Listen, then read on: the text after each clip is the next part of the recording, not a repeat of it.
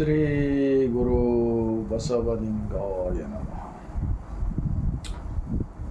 ವಿಶ್ವಗುರು ಮಹಾತ್ಮ ಬಸವಣ್ಣನವರನ್ನ, ವಿಶ್ವಜ್ಯೋತಿ ಅಕ್ಕ ಮಹಾದೇವಿರವರನ್ನ, ಸಕಲ ಶಿವಶರಣರನ್ನ ಎನ್ನ ಹೃದಯ ಮಂದಿರದಲ್ಲಿ ನೆನೆಯುತ್ತಾ, ಭಾರತೀಯರೆಲ್ಲರಿಗೂ ಈ ಸಾಯಂಕಾಲ ಬಸವ ನಾಡು, ಶರಣರ ನಾಡು, ಅನುಭವ ಮಂಟಪ, ಬಸವ ಕಲ್ಯಾಣದ ಭೂಮಿಲಿಂದ ಸರ್ವರಿಗೂ ಶರಣ. ಒಂದು ಬಸವಣ್ಣನವರ ವಚನ. ಸಂಸಾರವೆಂಬುವುದೊಂದು ಗಾಳಿಯ ಸೊಡರು, ಸಿರಿ ಎಂಬುವುದೊಂದು ಸಂತೆಯ ಮಂದಿ ಕಂಡಯ್ಯ. ಇದನ್ನೇ ನೆಚ್ಚಿ ಕೆಡಬೇಡ, ಸಿರಿ ಎಂಬುದು ಮರೆತು ಧ್ಯಾನಿಸಿ ಪೂಜಿಸು ನಮ್ಮ ಕೂಡಲ ಸಂಗಮ ದೇವ. ಈ ವಚನದ ಭಾವಾರ್ಥ ಬಿಚ್ಚಿ ಹೇಳುವ ಅವಶ್ಯಕತೆ ಇಲ್ಲ. ಆದರೂ ಕೂಡ ಆಡುವ ಭಾಷೆ ಕನ್ನಡದಲ್ಲಿ ಬರೆದಿದ್ದಾರೆ. ತಾವೆಲ್ಲರೂ ಅರ್ಥ ಮಾಡಿಕೊಳ್ತಾರೆ ಅಂತೇಳಿ ನಾನು ನಂಬಿದ್ದೇನೆ. ಸಂಸಾರವೆಂಬುದೊಂದು ಗಾಳಿಯ ಸೊಡರು. ಈ ಭೂಮಂಡಲದಲ್ಲಿ ಹುಟ್ಟಿ ಬರ್ತಕ್ಕಂಥ ಒಂದು ಹುಲ್ಲು ಕಡ್ಡಿಯನ್ನು ಹಿಡಿದುಕೊಂಡು ಗಿಡ ಮರಗಳು, ಪ್ರಾಣಿ ಪಕ್ಷಿಗಳು, ಮಾನವರೆಲ್ಲರೂ ಕೂಡ ಇವತ್ತು ಯಾರು ಇದ್ದಾರಲ್ಲ, ಮುಂದೊಂದು ದಿನ ಇವ್ರು ಯಾರೂ ಇರುವುದಿಲ್ಲ, ನಮ್ಮನ್ನು ಒಳಗೊಂಡು.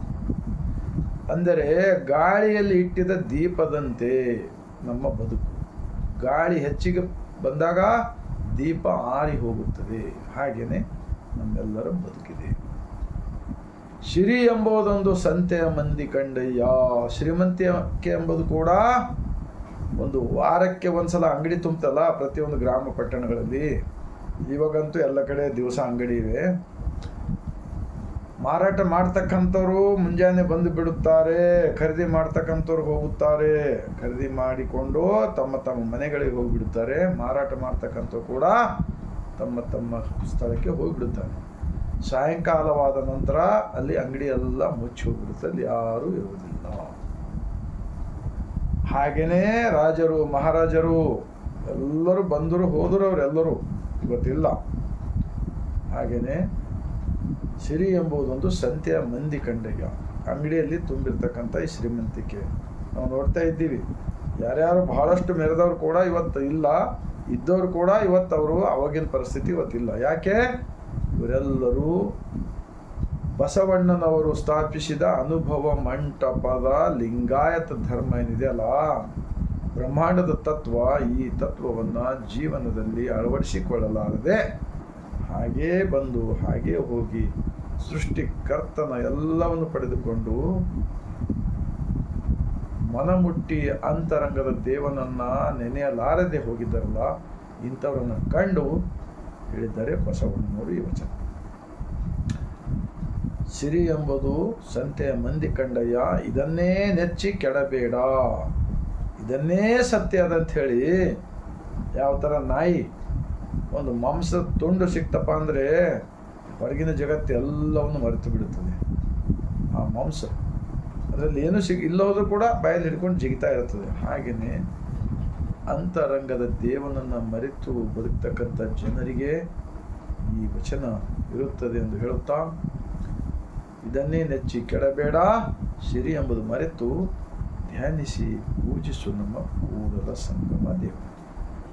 ಧ್ಯಾನಿಸಿ ಪೂಜಿಸು ಅಂದರೆ ಇಷ್ಟಿಷ್ಟು ಪತ್ರೆ ಹೂವು ಅದು ಇದು ಏನು ಬೇಕಾಗಿಲ್ಲ.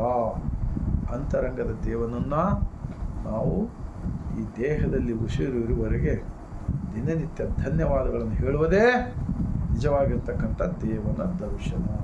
ಆ ಕಾರಣಕ್ಕಾಗಿಯೇ ಬಸವಣ್ಣರು ಹೇಳುತ್ತಾರೆ, ಉಳ್ಳವರು ಶಿವಾಲಯ ಮಾಡುವರು, ನಾನೇನು ಮಾಡುವೆ ಬಡವನೇ.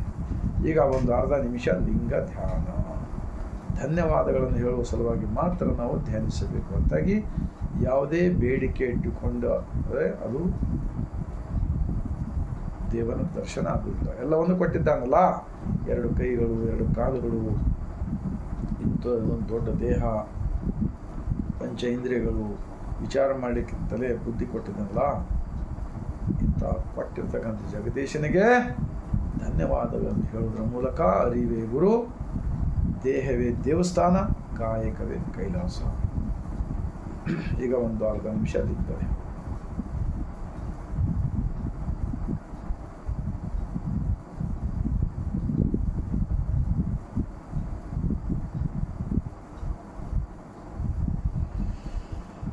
ಶ್ರೀ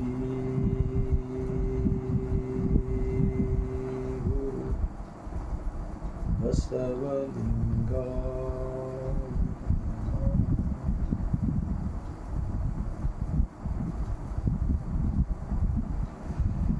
ಈ ಥರ ತಮಗೆ ಎಷ್ಟು ಸಮಯ ಸಿಗುತ್ತೆ ಅಷ್ಟು ಧ್ಯಾನ ಮಾಡಿದರೆ ಯಾವುದೇ ಥರದ ಬಿ ಪಿ ಆಗಲಿ, ಶುಗರ್ ಆಗಲಿ, ಹಾರ್ಟ್ ಅಟ್ಯಾಕ್ ರೋಗ ಯಾವುದು ಬರುವುದಿಲ್ಲ. ನಮ್ಮ ಅಂಗಳವೇ ವಾರಣಾಸಿ. ನಾವು ಎಲ್ಲಿಗೂ ದೇವರನ್ನು ಹುಡುಕಲು ಹೋಗುವ ಅವಶ್ಯಕತೆ ಇಲ್ಲ ಎಂದು ಹೇಳಿದ್ದಾರೆ ಮಹಾತ್ಮ ಬಸವಣ್ಣನವರು. ಅವರಿಗೆ ನಾವೆಲ್ಲರೂ ಎಷ್ಟು ಋಣ ತೀರಿಸಿದರೂ ಕಡಿಮೆ ಇದೆ ಎಂದು ಹೇಳುತ್ತಾ, ಮತ್ತೊಮ್ಮೆ ಬಸವನಾಡಿನಿಂದ ಈ ಸಾಯಂಕಾಲ 145 ಕೋಟಿ ಭಾರತೀಯರಿಗೆ ಶರಣುಗಳನ್ನು ಸಲ್ಲಿಸುತ್ತಾ, ಈ ವಿಡಿಯೋ ಆದಷ್ಟು ಜನರಿಗೆ ಕಳಿಸಿಕೊಡಬೇಕಾಗಿ ವಿನಂತಿಸಿಕೊಳ್ಳುತ್ತಾ ಶರಣು.